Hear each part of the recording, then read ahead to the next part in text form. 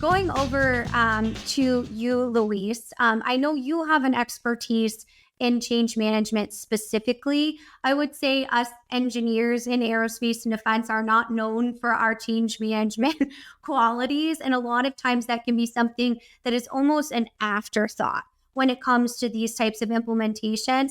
But it can be something, as Andrew mentioned, that is a huge consideration in making them successful. So can you talk a little bit about how you help these types of companies or your company in general look at change management as a high priority in these transformation projects?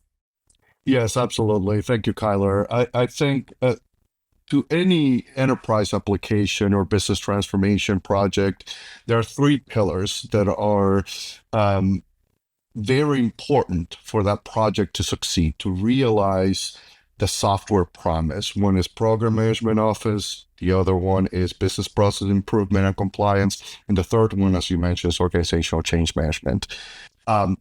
We advise and we ask our, ask business leaders to ask from their providers, what does training and adoption mean to you?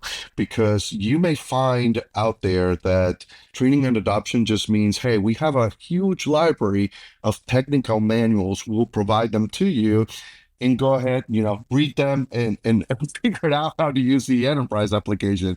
That's not training and adoption. Training and adoption is making sure that there's an alignment of communication with strategy and why the transformation is happening.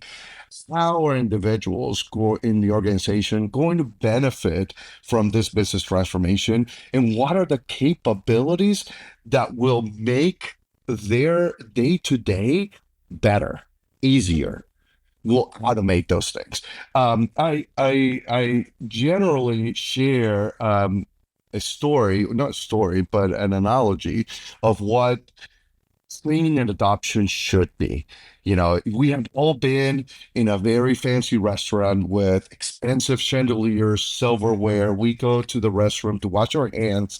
And as we're washing our hands, we try to use the soap dispenser and there's no soap. Instead, we find a $1 bottle of soap that was bought maybe at the CVS around the corner. And that's what we use. And why? Because the employees that were supposed to change that soap were not trained to do it. So now we've wasted all this money and capital on putting all these expensive dispensers that are not working because they're empty. So when you think about how that translates to the organization, is spending millions of dollars, a lot of investment in enterprise transformation, and all of a sudden individuals go back to manual processes, go back to Excel spreadsheets. You got to make sure that the implementation sticks and people embrace change. Absolutely. So well said. And that is so critical. And, the manufacturer of that soap dispenser involved in that conversation if there's a critical error. So I love that analogy. Such a good one. Going over to you, John, I'm curious when it comes to the example here in case study that Andrew laid out. You highlighted a lot of challenges that are facing the industry when it comes to regulations, supply chain disruption. From your vantage point, what would be maybe the top one or two most pressing issues that aerospace and defense or A&D manufacturers today need to take into consideration when looking at their technology? Absolutely. So first is are you agile? Are you nimble? Are you able to take technical data, provide it to new suppliers, new vertically integrated manufacturing facilities, a variety of things? Are you capable, right? Or are you doing it on spreadsheets? Are you doing it on green screens? Things that just don't have the flexibility and the capability that you need in today's world, right? The regulations have been designed for the modern software landscape, right? They haven't been designed for the old way of doing things. Part of the motivation behind the regulations, yes, cybersecurity is a big part. Let's be clear. Having run many factories in Asia, I can tell you that was a huge challenge. But I would say that the bigger issue is they're trying to get companies to modernize. And if you look across all the industries, I worked across several industries at both Oracle and Infor, and I will tell you, aerospace and defense has lagged everyone else significantly. And it's because Mhm. they are relatively fixed in terms of processes and procedures, because it's very, very steeped in defense industry processes, which is normal. That makes sense.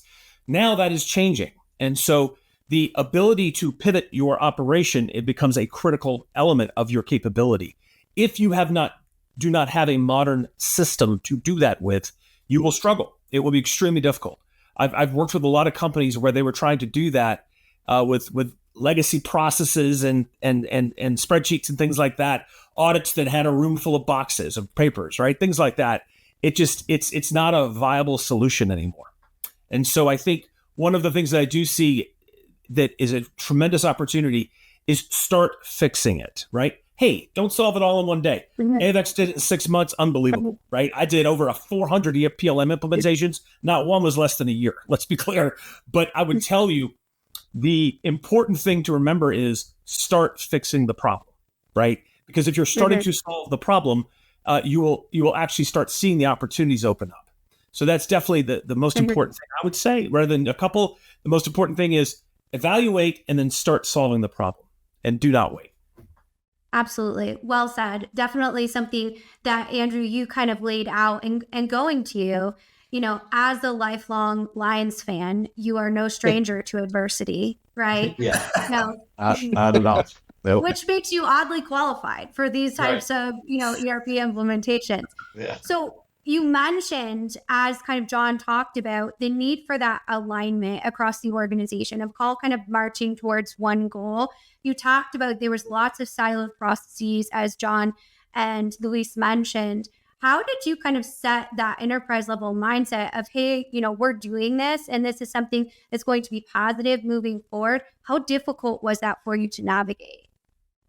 Yeah, it was very early on, I think early because I came in from the outside. So I needed leadership, obviously, to set that. So I relied on, my leadership to start setting that tone. I carried the tone down through the organization, that saying, hey, this is the reason we're doing this is because, as John pointed out, you've got to make the change now, or we can just keep sitting around and talking about it.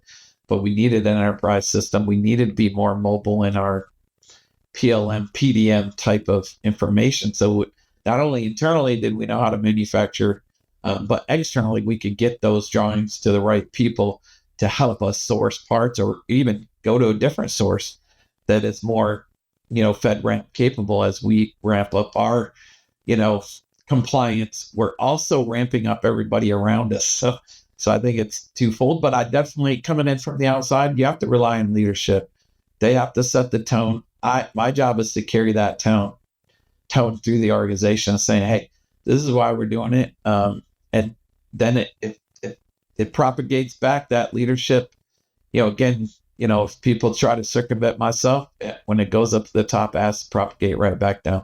This is why we're doing it. This is what we're doing. I think sometimes communicating what we're doing, you don't do as a well of a job. So I think highlighting that case, versus saying, hey, we bought an ERP, this is when it goes live. That's one thing, but I think the education on, as well on why we're doing it. I think over 20 years, 30 years, I don't see that getting done very well. So, but again, leadership sets the tone. I facilitate that in-house.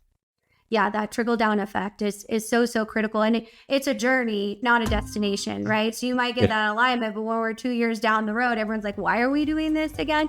So it's so critical, to make sure that why continues to be kind of the project manifesto going forward.